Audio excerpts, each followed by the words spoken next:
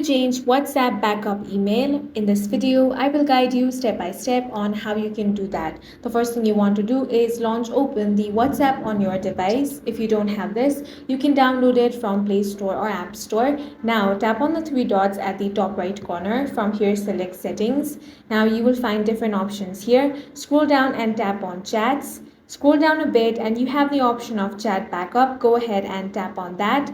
Now you have the option of Google account. Here, as you can see, I have already selected my Google account. So if you want to change this WhatsApp backup email, all you want to do is simply tap on the Google account option. Now a list of all the Google accounts which is logged in on your device will be shown over here. You simply want to select any one. Now it's going to authenticate with Google, so this might take some time. Here you want to scroll down and tap on the continue option.